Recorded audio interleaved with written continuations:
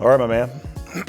It's not too often that we go through 2 bottles on the show. I am not worried about it at all. It's a Friday night tonight, so I don't have anything to do tomorrow.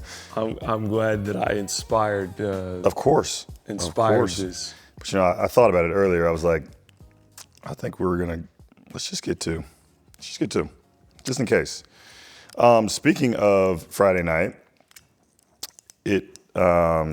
and not having anything else to do, the only thing I have to do is get ready for tomorrow night. What are we doing? Well, we're gonna have a nice little party at your place tomorrow night. Getting a bunch of friends together, which is actually interesting. No, it's perfect actually. It's perfect to talk about that because we're gonna get some friends together and we're gonna drink some wine. And I'm very thankful that we get to do it at your lovely new establishment. Thank you. But Anthony, that was the genesis of this podcast. Wine with Friends. It started, shout out to our producer, by the way, Pablo. It was his idea, another friend of ours, Eric. It was their idea to get some people together, to drink wine, and just connect. And that's what we did. We did it in a really small, intimate setting. And then it just kind of grew, got a little bit more momentum. And now we're going to have probably 25 people at your shop tomorrow. We'll buy a ton of wine. And we're just going to spend the whole evening getting to know each other, connecting over wine, and just building that community. When was the first one? The first one, probably, this is the end of 2025. I would imagine the end of 2022. Can I look to my producer here? End of 2022-ish. Fall, winter of 2022. I think it started with 6 to 8 people. I think the next one was like 12 people. And then it got to the point where we were like, man, we need some more space. So then we started going out and I guess renting space, so to speak, making sure that we picked up a certain minimum at different establishments around town so that, we could have a reserved space for more and more people to come together. But yeah, man, like that's why we're here tonight is because of that. That's awesome. When you're picking wine for a group, what are you thinking? What do you like? What is your walk me through your process? We talk about my process, and I'm gonna give you just a little rinse there. You're a professional. You're looking at a wall of wine. You got a group of people. Like what? You have regions. You're like, oh, I got to. Yes. So there's a couple of regions that I think that I don't ever want to miss. I will likely always have a Bordeaux in there. Mm-hmm. I love Left Bank Bordeaux, but I don't mind if it's from somewhere else, but I do want to have a Bordeaux in there. I'm going to have, it's going to be heavy Old World, but I am going to throw some New World in there. I like that. My idea is, much like the groups that we pull together, the actual people that we pull together, my idea is how do we get the most variance in the bottles, in the actual humans there, so that we can build this connection between things that are seemingly very different, but at the end of the day, we come to understand how we're more alike than we are different, right? And I think right now, sounds super cliche, right? But like right now more than ever, I think it's so important for us to be focusing on the things that bring us together. And so, we talked about stories earlier, right? Like we're not talking about scores. I don't necessarily need to get the big labels that everybody's going to recognize, but what are the stories? And one of the things that I love about your shop and about the people that work at your shop is that they all know those stories, right? You're carrying wines with stories. And so, here's a wine from Georgia. Like how many people are drinking wines from Georgia? Mm-hmm. How many people are drinking wines from Slovakia? So grab a couple of those in there. And then to your point about this grape in Piedmont, that's right next to all the other grapes that everybody knows, but like nobody knows this one. Yep. That Femi was talking about. Like, okay, let's throw that on the table. So just trying to give everybody a different flavor of some things and get their minds, moving in a different direction and say, oh man, that's interesting. I would have never bought that had I not tasted it tonight. Yeah, that's cool. Those kind of things. I remember looking at when we did it, when we were there with you, however many months ago that was. I remember looking at, Moreau Nade was there. Oh, yeah. So that's the, Chablis with the little, it looks like a hand. I don't even know what Yeah. So, real what quick is that? story. I moved recently. We're definitely going to throw this video in here. So moved, had to hire a crane to get my wine fridge out of my house because Ryan Homes, they're dumb. They build these relatively nice houses, and I got a stairwell that's like this wide. So I have to crane my wine fridge in and out of the house. Whoa. Crane some other big furniture out of the house too. But anyway, Like off a balcony? Yep. Okay, Yep. so you roll the balcony. Out of the kitchen onto the deck and then craned up over the deck and out. Whoa. Because it wouldn't make it up or down the stairwell. Tried it the hard way on the way in and had to get it craned in. And anyway, I'll show you the video on that. Yeah, please. Moved the wine fridge, moved all my wine, which is not a ton of wine, probably 150, 160 bottles. The only bottle that I lost was that Chablis. How did I pick that? And I lost it when I was taking it out of the box and putting it back into the fridge. You fumble? Fumblerooski, dropped it. Boop. Bing. Just sitting there on the ground. Not great. Anyway, sorry to interrupt you, Bad but noise yeah, too. That's like a very particular noise. I hated it. I've The broken only many bottle wine I bottles. lost in the move, but I'm unfortunately, sorry. I did lose it. I'm glad that somehow that was a memorable bottle for me, and the universe just took that away from you. I mean, it's beautiful. I mean, and gosh, can we just say real quickly about white Burgundy? I can't stand when people tell me they don't like Chardonnay. Oh, they don't get it. Actually, you do, but You love Chardonnay. you actually love Chardonnay. You love Chardonnay. just Humans just are haven't wired had it. to enjoy it. Yeah. Not every bottle of Chardonnay you're wired to enjoy. Chablis, high energy Chablis. It should be at every party. High energy Chablis. You want, listen, if you got a party, you want to keep it going. Here's advice.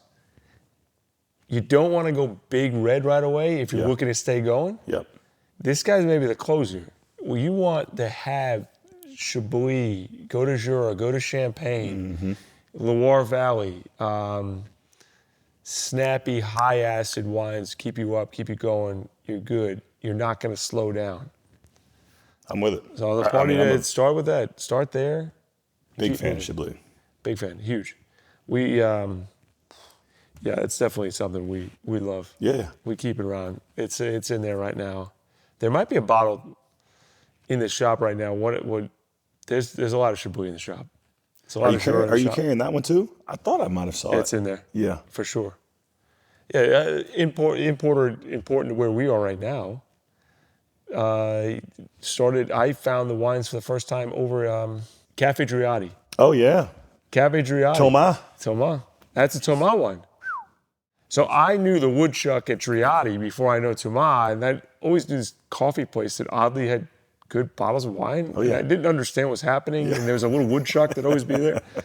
But I would sit there on the balcony and drink a cappuccino, stare at those wines, study whatever thing I was studying. And then Thomas imports that wine, so I always try to have at least a few things from Thomas. Mm-hmm. That producer's great. It's awesome.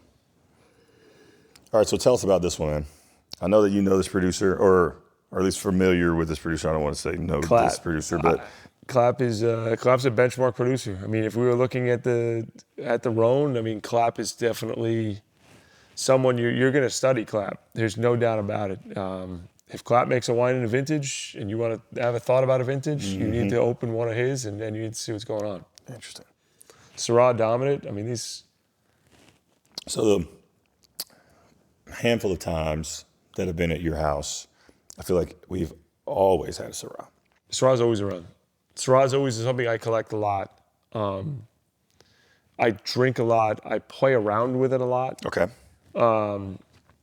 There's verticals of Clapp that are sitting there. We keep and we save. I think Syrah's a really good grape too. That different countries do a really good job of it. It's not that you have to go to the Northern Rhone for Syrah. There's other countries that make Australia, even California. Exactly. Even California. Really good examples of Syrah that are really delicious and really fun. And I mean, you could, obviously they could go next to right now if we had some grilled meat. I don't think you'd be mad at all. I would not. I definitely wouldn't. Give me a charcoal fire and put some sort of something on that charcoal. We're fine. Man, easy. I'm fasting right now, actually, which you really? kind of sucks. But I would absolutely love I don't to have some want good to meat. rub it in, but like No, I mean, it's all right. I'm some not sort of- fasting from wine, though, but just food right now. But, I feel like this just like gets me in the mindset of a barbecue, Like, yeah, there's something. the Maybe it's an spicy- exotic meat on. Is there a lamb on the barbecue with some sort of rosemary herb situation? Like certainly very herbaceous. Are you throwing like you're doing some stuff? But these wines are very food friendly. Certainly, they have punch, they have power, they have force. Usually speaking, we're not looking at a ton of like new oak or a ton of barrique. So like it's not overly woody. We could drink it right now, no food. Yeah. We're okay. Yeah. I got into Syrah.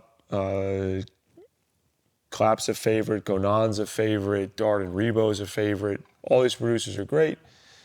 And then I meet California winemaker Pax, who's obsessed with Syrah, and Pax Mahale of Pax Cellars, Syrah expert. Yeah, we had some packs together. We've had some Pax. And that was Pax something. was with you? Pax was there. So drinking Syrah from other places with Pax and having Pax talk about the winemaking process, Interesting. talking about what's happening, how it might age, how it might not age, and then seeing and checking for myself has been selfishly just like a beautiful journey. Just having access to him as a reference point, and then like seeing it like, is he right or is he wrong? Let's find out. Is he wrong? I think he's wrong. He's gonna be wrong. But that bottle we drank was a Pax Magic Vineyard. Magic is a stunning bottle. It's a vineyard. It's the latest ripening vineyard that he has. He'll pick that last of everything he does. And so we're currently, as we stand right now, recording in the first week of October. Is this the first week of October? Mm-hmm. So we're just on the tail end of harvest. Mm-hmm. Or are there some people that are still, would some people pick this late? I know, I'm not positive anybody still has anything hanging. I imagine everything has been pulled. Right. Everything is in. But I mean, harvest might start in California in the second week of August, third week of August. And then obviously September wide open, and here we are, first, second week of October, you have a shot. And vineyard site matters a lot. How high is it? What's the wind like? What's your average temperature? Incoming rain, no rain, all that kind of stuff matters. And the style you're trying to do. If you're trying to push more alcohol, you're going to let them hang longer, get more sugar, turn that up. Your potential for alcohol in the wine goes way up. Some people want the opposite. Mm-hmm. It's all the choices, but there's so many decisions you could make that affects what we drink, which I find so much fun. They could have messed this up in 1,000 different places. But that is the beauty of wine, right? Like the endless possibilities of what could be done, what you could do next year, and then all the things that you can't control, like you mentioned, right? You can't control how much it's going to rain. No. You can't control the frost. Nope.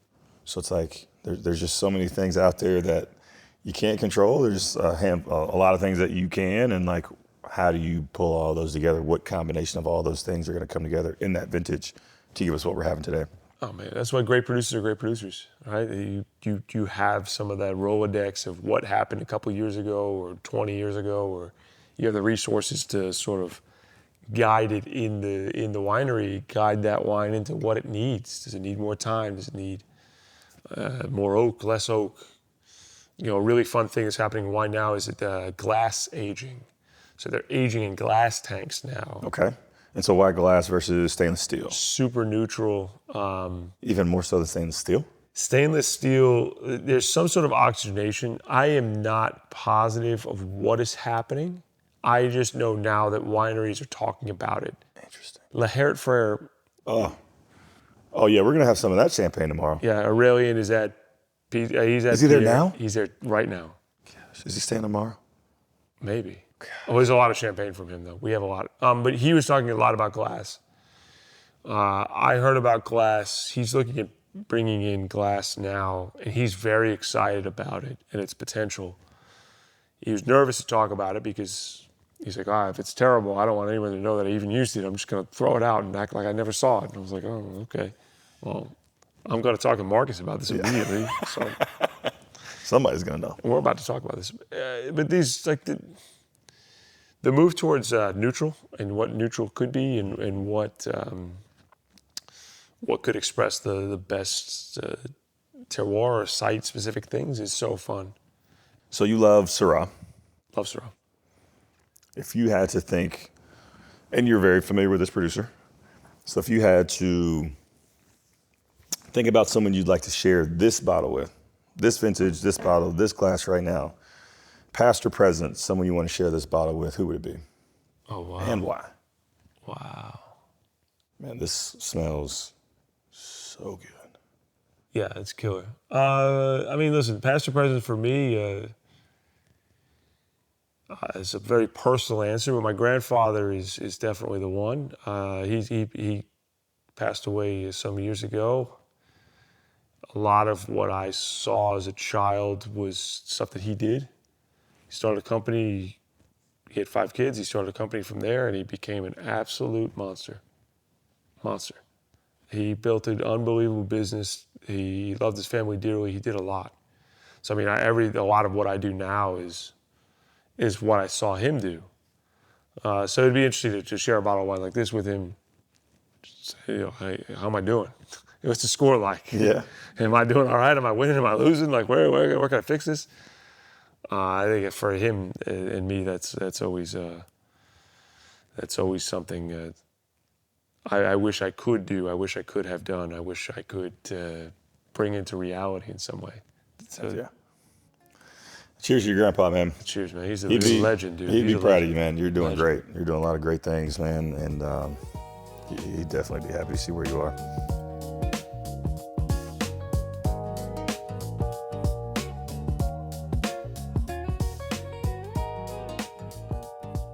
How did being exposed to different things, traveling, how did that shape your worldview? Oh, that's easy. That's so easy. So that's, I think, why. Okay, like how do you go from? There's more talented people than me that will never try to open a restaurant, a bar, a wine shop, a thing. They will never try because they never saw it or never thought it was possible. And to me, that's the greatest tragedy. Because they can do it. And if you do it, yes, you can fail. Sure, there's 1,000 ways to die. There's 1,000 ways to lose. But if you win one time, you win. Like, you can win. And you build on that. And it's not just an absolute one day, all right, there's a game that you lost. And I'm not going to talk about the first time I saw Duke Carolina. Oh, boy. I'm not going to bring that up. I'm not going to bring that up right now. But, for me, in my industry, I wish that more people understood that you could, if you're going to do this thing, and we're going to work in hospitality, and we're going to work all these hours, you're going to work all these weekends, you're going to do all this stuff, your goal is not to become the chef of someone else's place. The goal is not to become a general manager. The goal is to own your own thing. At this point, I don't want to have a hospitality group. I want to have 10, 15 guys that came out of my group, men, women, all things. I want you to go and open your own thing. I don't want to own it. Yeah. I don't want it to be Anthony Hospitality. Hell no. I want you to have your own thing. It's changed my life. I saw that from my grandfather. I knew it. I worked after opening the restaurant, and it had some successes and some failures right out of college. Some things were good, some things were not good. Some things were the best I've ever seen, and some things were not. Okay? So I went and worked for the best or the hardest or the most prestigious chefs I could find. I did a tour. Every single stop, what I realized was like, damn, this ain't for me. Like, I know what the real thing is. Like, I'm not running. Each of them were in their own way. Each time I made a stop, oh, you know what? You can be the food and beverage director. You can be the general manager. It's like, but there's something else. Like, this is not, no, we're going to go past. I never thought about it like that. I'm going to learn what I can learn, but we're going past this. Like, this is not. I wish that if I could, when I retire, if more people or some people or anybody could hear that and go, yeah, I did it because I saw Anthony do it. Well, shit, that guy's not that talented. He was a B- student at Chapel Hill. He barely got through. I would tell my mom, like, Mom, C's get degrees. C's get C's get degrees. He barely made it through, and look what he did. He created a life. His family's okay. It's a beautiful industry. Knowing that, seeing that, is like, oh, yeah. So you'd say that regardless of industry, and I don't want to put words in your mouth here, but most important is to do it. Oh, do God. the thing, right? Do like, it. stop thinking about it. Stop trying to calculate it. Just do it. Yeah, don't. I think that the key to anything is, critical is that humans are very bad at forecasting. And that is in a business sense, in a meteorological sense. The meteorologist, he's always wrong. Always. He's never right. At least half the time. He's never right. Swear to God, it's like Larry David had this right. You ever see that Curb Your Enthusiasm episode with the weather guy's like, it's raining tomorrow. Yeah, sorry, cancel your golf reservations. He's the first guy out on the tee. He's just wide open, just whacking. Well, Larry got to the bottom of that. But no, I think that you can't forecast. And I think when you give up oh my God, I'm going to forecast this business opportunity, you're not going to guess this right. You're going to get some things right and some things wrong. Great. You see a need, you do the thing, and you iterate very fast. Move fast to take the critical feedback and fix it. I think I'll say openly that there's been critical feedback about the new restaurants. We take it brutally. I read that stuff and I'll tell you that sometimes I want to cry. And it makes me feel awful because I am a people pleaser, and the idea that I failed somebody, they got a bad pizza, kills me. So we do everything we can, and we would love to, honestly, no matter how bad that hurts, I'd rather you just tell me, let's fix it, let's do this thing. And then what systems, how do we tighten our process so that less incorrect pizzas go out? All right. How do we change the wine selection so that it's more to what people want? Move. Or whatever your business is, like you're gonna learn. Just learn fast. Just learn really, really fast and change it. Just get better. Most people, I'm not sure. You hear that a lot. In restaurants, you hear a lot. The chef's like, I'm about to open a place, but not yet. I don't know. Looking for the right opportunity. Perfect opportunity is never gonna come. Yeah, you gotta make it right. Oh God. That's good, man. I'm glad you mentioned that. It makes me think about Coach Williams. It makes me think about, Dean Smith. And here we are just a couple days after the 28th anniversary of Dean Smith retiring. But it makes me think about getting better every day, right? You talked about it a little earlier, just getting a little bit better, right? Like every day there's something that's going to happen, to your point, some feedback you're going to have. Like how do you just inch a little bit closer to that goal, right? And it's just one thing that I love about sports that has always shaped my mentality of, you talked about being dissatisfied, right? Like there's always something else out there for you to get a little bit better, which I think has, made us such a great athletic university and, obviously all the great teams that have come through here. What was Coach like? What was give me a practice with Coach. I was never good enough to be there. Like day one, is Coach like, hey guys, welcome to the team. We'd love to have you. No. Welcome on campus, Marcus. No. Here's David Noel. No. Like by the time you got on campus, I'll never forget some of those first practices where we've got 14 different drills that we're running during practice. And we had to practice those drills before practice so that when we got to practice, we were ready to go. It wasn't to your point, it wasn't, hey guys, welcome in. This is what we're gonna do. This is how. It's day one, we're doing it already. Is that player led or is that assistant coach led? Who's leading that organization? It's organization wide, right? It's top down. Everybody understands that you have people that are coming in that don't know exactly what they're supposed to do. So that's even the strength coach. We had the workouts that we were going to start doing on campus months before we got to campus. Crazy. We're going to age ourselves here a little bit. I got a VHS from our strength coach the summer before we got to school, showing us some of the things that we're going to be doing in the weight room. Here's a car, Tyler. This is you pushing said car. We did push cars, man. Because I will say that I we was pushed in cars. Ram's Head. I'd look out the window and I'd see Tyler in an SUV, and I was like, what the fuck's going on? Do we not have a gym? We don't have a gym? Man, we were. What are you pushing, like a Miata? We were just trying to make it work. I can't remember what we were. We were pushing our strength coach's SUV at the time. I can't remember what it was. It might have been like a Ford Escape or something like that. I don't know. But let's say it was like an excursion. Can we let's put some weight on that thing? It wasn't an excursion. It was a heavy. Shout out to Jonas, though. I mean, he made some monsters out of us in that weight room. He really did. But back to your point about Coach Williams, it was day one, we're going. We got no time to waste. Every single day is an opportunity for us to get better, right? Every single day. Every moment of every day is an opportunity for us to get better. And clearly, you're doing that at your restaurants, which is in your other, the wine bar as well. But seeing that brings us back to Carolina here, I'd love to hear a little bit about your experience at Carolina. What are some of the highlights of your time here in Chapel Hill? Oh, God. What do you think about when you come back here to Chapel Hill? Oh, man. Well, first of all, I picked Carolina because I was looking at schools. I was going to go to Johns Hopkins.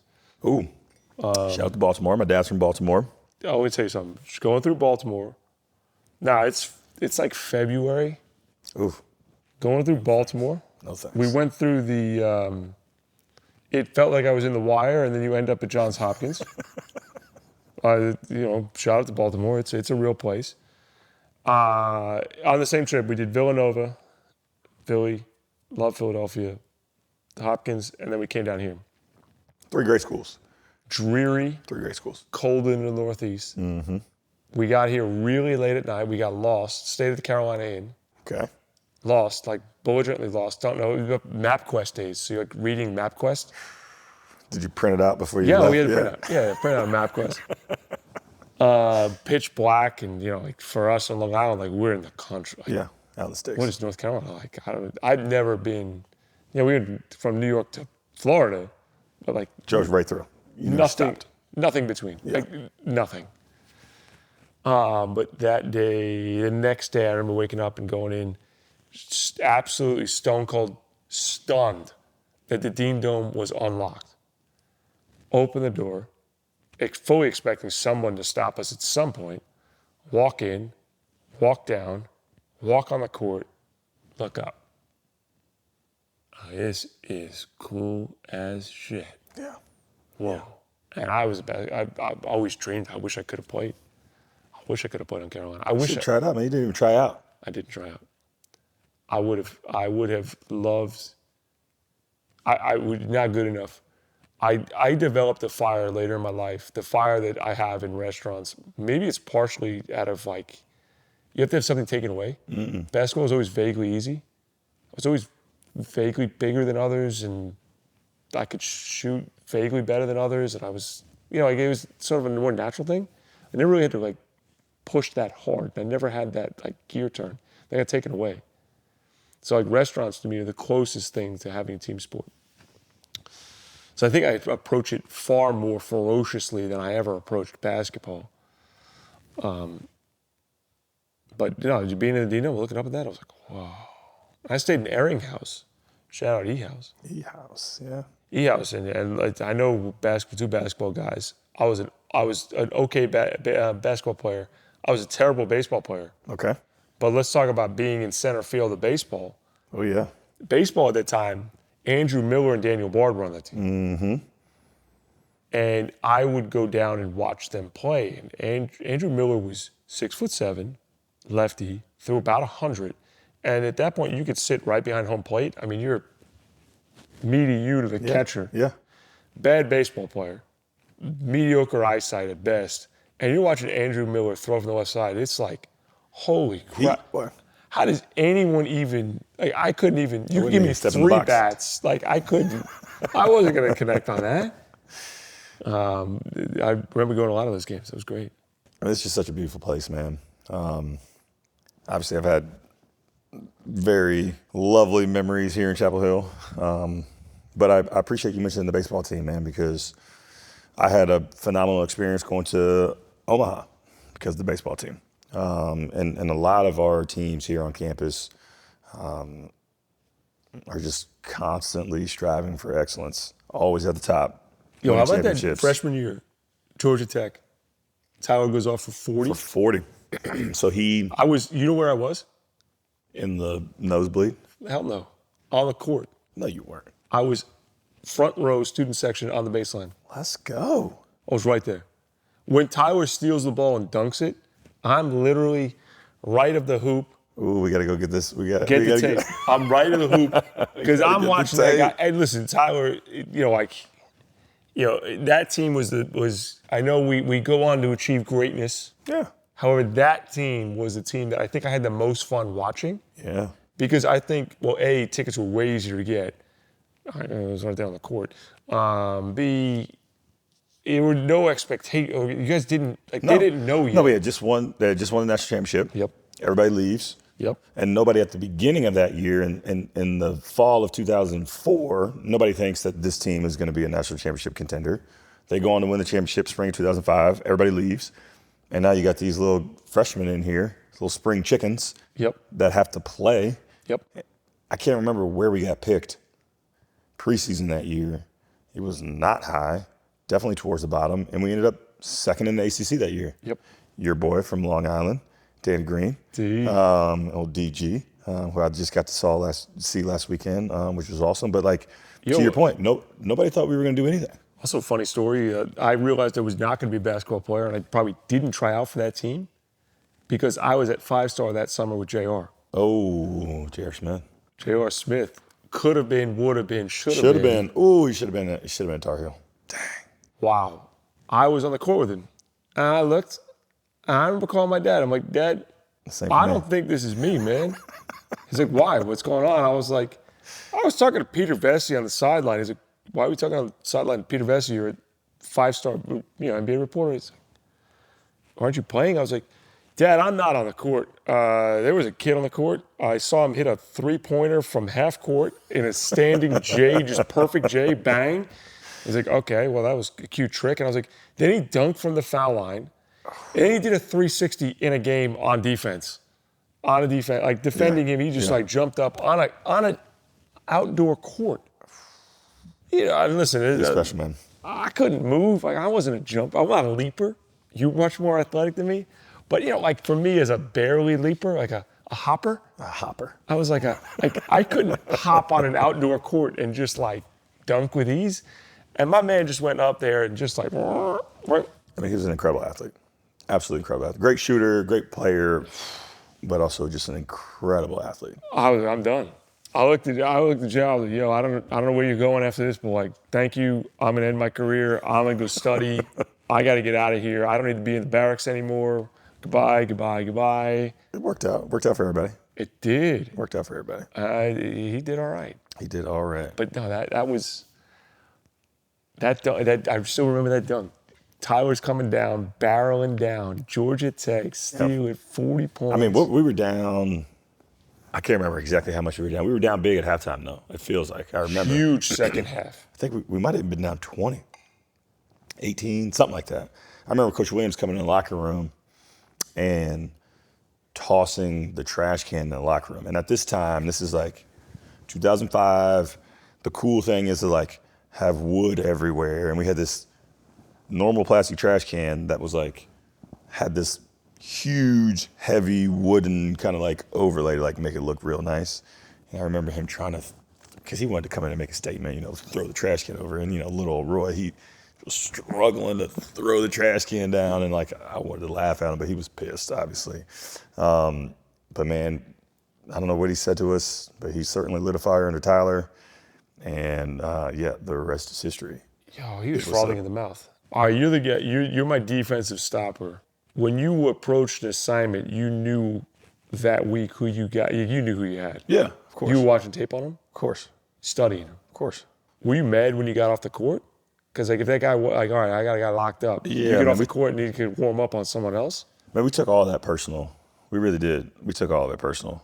And more as we got older and older, As we got more experience and had to face people multiple times, and we're trying to get closer and closer to our goals, and had multiple people stop us from getting there. We got more and more of an edge, and so as we got older, we took it more and more personal. But I think that that's part of why we were so successful, is that it meant so much to us. I mean, it's no different than what you're doing in your role right now, right? Like, The same thing. if it doesn't mean anything to you, if you're just going through the motions, you're never going to be that successful, right? And so it was definitely something that we took personal. We Did studied. you always hand the guy off to? Did you always like, you're out, or you knew who was coming in for you? No, I'm Like, taking the guy.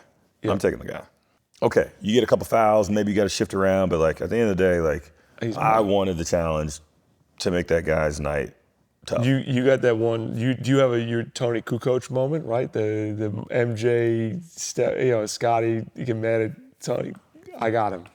Do you have that moment? Do you have that like, I locked that guy there? I don't remember. I mean, listen, I was fortunate to make life hard for a lot of players. Yes. There's no doubt about that. It was probably my junior year, fortunate to be voted on, the all defensive team in the ACC. Again, made life tough on a bunch of people, but I think to counter your terrible experience in the Dean Dome watching Duke beat us, to then go a couple weeks later to Cameron It was one of the on greatest JJ wins. senior night, One of the great wins of all time. and for him to have such a tough night shooting. If not for Coach K's last game, that's probably one of the greatest memories. Given that I was playing in the game, that's my favorite. But I'm with you. Man. I mean, Coach K's last game. Come on, that's great. That's an all-timer. That was great. That was great. Were you in New Orleans? No, were you there? You were there? That was, those 3 games. His last game in Cameron, New Orleans, and then my first game in Cameron, JJ senior night. Those 3 games are absolutely epic. That's incredible. Yeah. How much do you think K thought about coming out of retirement with that team last year at Duke? I hope he thought about it every single day. He I had hope to, it right? Like haunts him. He like goes to the games and stuff. You got to imagine him sitting there being I like, hope it haunts him. if I could coach this team, if I could play Carolina one more time with Cooper Flagg and all this. I hope it absolutely haunts him. That, if we can comment on that being an all-time talented team to not achieve much of anything. Concanipple, low-key, is a monster. He's great. Yeah. Malech was a monster. Cooper Flagg's Cooper Flagg. Good Lord. Saint James, like, what a team. Yeah. Wow. They got their ACC championship. They go to the Final Four. Oh, come on. That team's got to. I agree. I think you could have done more. Woof. But to be fair, Concanipple could shoot like JJ could. He could have shot like that. I watched that guy in warm-ups. That's interesting. Legitimately doesn't miss. Does he get the opportunity on the court to shoot it? If I'm the coach, if I'm John Shire, you have to think about that year has to haunt you. Yeah. It has to haunt you coming into this year. It definitely does. Which also makes me a little nervous. A little chip on his shoulder. Yeah, but I think it's going to be the ghost whispering behind him. You couldn't win with them. Like, whew. Yeah, that's fair. A little pressure. That's pressure. I think it's pressure. That's fair. Those it's all time. I loved every second of them losing. Oh, me too. Oh God, yeah.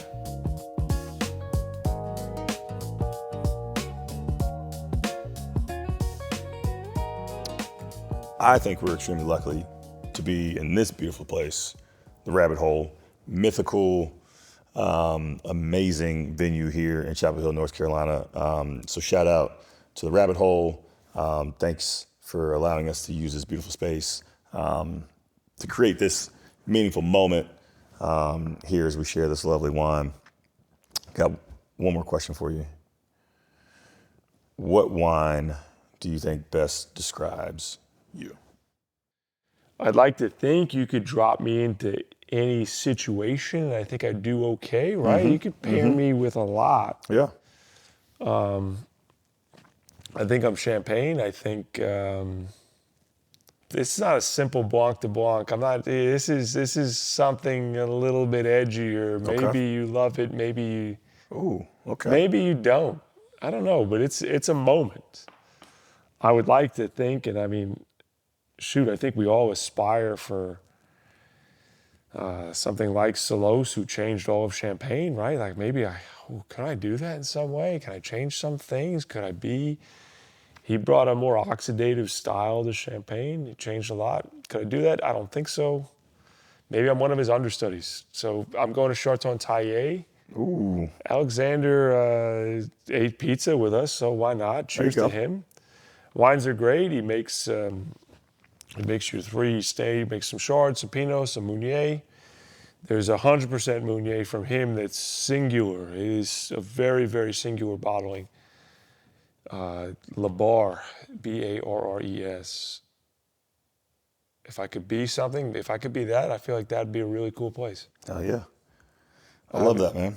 Champagne. Give me a Champagne. Give me a one of those up and comers or the young bucks who learned from the ones before them. Maybe it's that'd be sick. I like that. Well, Anthony, as you mentioned, someone changing the game. You have definitely changed the game for me.